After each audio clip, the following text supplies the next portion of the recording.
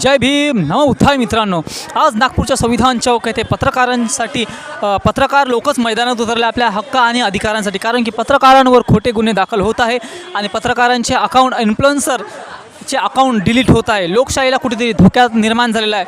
तर मित्रांनो, तुम्ही जर माझ्या चॅनल नवीन असाल तर आम्हाला लाईक करा, शेअर करा आणि सबस्क्राईब करा. एवढंच नाही, हा व्हिडिओ तुम्ही कुठून बघत आहे हे देखील आम्हाला सांगा. तुम्ही माझ्या मागे बघू शकता की पत्रकार जे डिजिटल पत्रकार आहेत, डिजिटल मीडियावर जे काम करतात ते आज धरण्यावर बसलेले आहेत. कारण की त्यांना कुठेतरी त्यांच्यावर अन्याय अत्याचार होत आहे, त्यांचे अकाउंट डिलीट होत आहे, त्यांच्यावर खोटे गुन्हे दाखल होत आहे.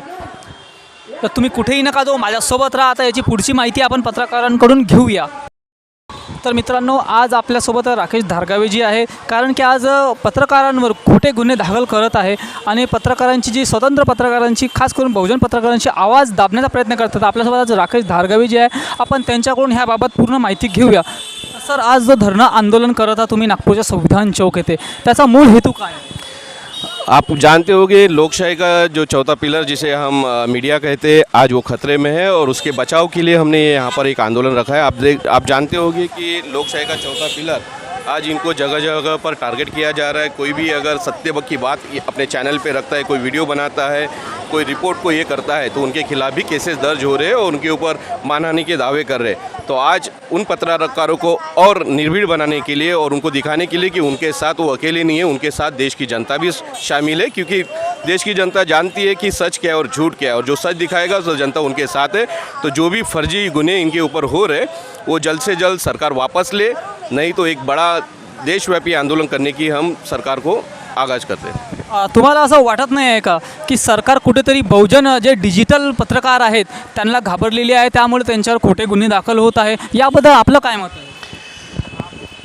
येथील प्रशासन डिजिटल मीडियाला घाबरलेलं आहे, जे पण बहुजन मीडिया म्हणा किंवा जेही. कारण की ह्या ज्या गोष्टी आहेत, ज्या मोठे मोठे मीडिया जे चॅनल आहेत त्या गोष्टी दाखवत नाही आहेत, आणि त्याला जे बहुजन मीडिया जे सोशल जे लोकांपर्यंत पोहोचत आहे आणि खरी माहिती पोहोचवत आहे, त्यांना दाबण्याचा हा प्रयत्न सुरू आहे. त्यामुळेच आज तुम्ही बघत असाल की जे बहुजन मीडिया जे प्रश्न उचलत आहे, लोकहितांचे जे प्रश्न उचलत आहे, तो दाबण्याचा प्रयत्न येथील सरकार आणि इथला प्रशासन करत आहे. आणि त्यामुळेच आज विजय खवसे यांच्यावर 2 ते 3 खोटे गुन्हे इथे नागपूरमध्ये दाखल झालेले आहेत. सोबतच मुकेश मोहन, ज्याने एक न्यूज चालवली होती, एका मॅगझिनची न्यूज चालवली होती, त्या मॅगझिनचा न्यूजचा व्हिडिओ त्यांनी केला होता. त्यामध्ये असं दाखवलं होतं की नितीन गडकरीचा परिवार, त्या मॅगझिनने म्हटलं होतं की नितीन गडकरी यांचा परिवार बीफचा व्यवसायाशी संबंधित आहे, आणि त्यांनी ते फक्त न्यूज चालवली होती. तर माझं एवढंच म्हणणं आहे की त्या मॅगझिनच्या विरोधात तुम्ही तो गुन्हा नोंदवायला पाहिजे होती, ना की त्या बहुजन मीडियाचा जी बातमी आलेली आहे ती लोकांपर्यंत पोहोचेल, त्यांचा मार्फत पोहोचेल, त्यामुळे ते लोकांपर्यंत पोहोचवतात.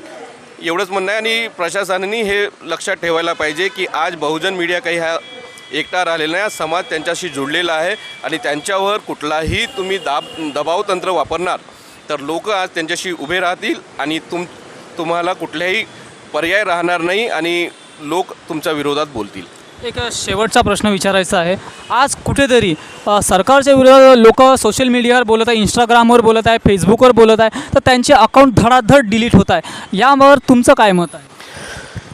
जे अकाउंट्स डिलीट केले जातात, जे सरकारच्या विरोधात बोलतात, त्यांचेच अकाउंट बंद होत आहे. त्यामुळे सरकारने पण हे लक्षात ठेवावं की आज जर मीडियाचं तोंड बंद झालं तर हे सर्व मीडियासोबत जनता सध्या रस्त्यावर येणार आणि एक मोठं आंदोलन या विरोधात उभं होणार. तर सरकारला आताही लक्षात येणं गरजेचं आहे, कारण की जनता पूर्णपणे यांच्या पुढे त्रस्त झालेली आहे, आणि खोटे बातम्या चालवणं, ज्या खऱ्याला खोटं करणं, आणि ज्या पेड चॅनल आहेत ज्यांना जे चालवायचं आहे, त्यांच्या हिताचं चालवायचं आहे, आणि जे खऱ्या गोष्टी लपवून ठेवायच्या आहेत, त्यासाठी बहुजन मीडिया काम करत आहे. आणि बहुजन मीडियासोबत सर्व लोक आज उपस्थित आहेत. आणि तुम्ही बघितलं असेल, आज संविधान चौकामध्ये एक आंदोलनही सुरू झालं आहे. आज त्याला बऱ्याचशा पत्रकारांनी इथे सोबत साथ दिलेली आहे, आणि भविष्यात हा आंदोलन आणि एका मोठ्या चळवळीमध्ये रूपांतरित होईल. खूप खूप धन्यवाद सर. तर बघू शकता मित्रांनो तुम्ही की संविधान चौकात एका नवीन क्रांतीची सुरुवात झालेली आहे. कारण की डॉक्टर बाबासाहेब आंबेडकरांनी आपल्याला भारतीय संविधानात आर्टिकल 19मध्ये स्पष्टपणे म्हटलेलं आहे की तुम्ही अभिव्यक्ती स्वतंत्र आहात, तुम्ही स्वतंत्रपणे आपली बाजू मांडू शकता, स्वतंत्रपणे आंदोलन वगैरे करू शकता, एकत्र जमण्याचा हक्क वगैरे आहे. मात्र आज संविधानाला कुठेतरी दाबडण्याचा प्रयत्न होत आहे. कारण की पत्रकार हा निष्पक्ष असतो, तो कुठल्या जाती आणि धर्माचा नसतो. मात्र इथेच आपण पत्रकार म्हटलं की बरेच लोक असे आहे की याला एक वेगळं स्वरूप देत आहे आणि पत्रकारांवर खोटे गुन्हे दाखल होत आहे. तर याच्याच निदर्शनार्थ बहुजन पत्रकारांनी इथे नागपूरच्या संविधान चौक येथे आंदोलन छेडलेलं आहे. तर याचा समोर काय होईल ते आम्ही तुम्हाला पुढच्या व्हिडिओत दाखवू. पण तुम्ही कुठेही नका जाऊ, आमच्या सोबत राहा, आम्ही याची वेळोवेळी माहिती तुम्हाला देत राहू. तर आपल्यासोबत आणखीन एक वरिष्ठ पत्रकार आहेत, आपण त्यांच्याकडून माहिती घेऊया. सर, आपलं सगळ्यात आधी नाव काय ते सांगा. मी भीमराव लोणारे.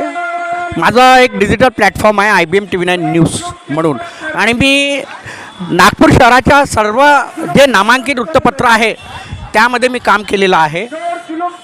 माझं असं म्हणणं आहे की जे मुकेश मोहन यांच्यावर जे 50 कोटीच्या जे आमचे नागपूरचे जे खासदार आहेत आणि ज्येष्ठ मंत्री आहेत, केंद्रीय मंत्री नितीन गडकरी साहेब यांनी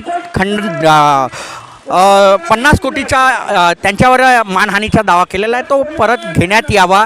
आणि WH न्यूजचे जे संपादक आहेत, जे नागपूर पोलिसांनी त्यांच्यावरती जो म्हणजे गुन्हे दाखल केलेले आहेत ते मागे घेण्यात यावे अशी आमची मागणी आहे. कारण आज डिजिटल माध्यम जे सत्य दाखवते, बाकी सत्य दाखवत नाही. म्हणून आजच्या काळामध्ये डिजिटल माध्यमांवरच जे आहे देशातील नागरिकांचा विश्वास पडलेला आहे, आणि डिजिटल माध्यमांचा आवाज असा दाबण्याचा सरकारने प्रयत्न करावा नाही आणि नेत्यांनी प्रयत्न करावा नाही. कारण डिजिटल माध्यमच एक असं माध्यम आहे की आज जनतेची आवाज सरकारपर्यंत पोहोचवण्याचा प्रयत्न करतोय. असे अनेक पत्रकार, त्यांच्यावर देखील गुन्हे दाखल होत आहे. यांच्या व्यतिरिक्त त्यांच्याबद्दल बी आपण काय बोलणार? बघा, जे पत्रकार आहेत ते शिकले आहेत, त्यांना काही डिग्री होल्डर आहे. आता मी MA इकॉनॉमिक्स आहे, MA पॉलिटिकल सायन्स आहे आणि बॅचलर ऑफ मास कम्युनिकेशन केलेलं आहे. शिकलेले लोक आहेत, उच्च शिक्षित लोक आहेत.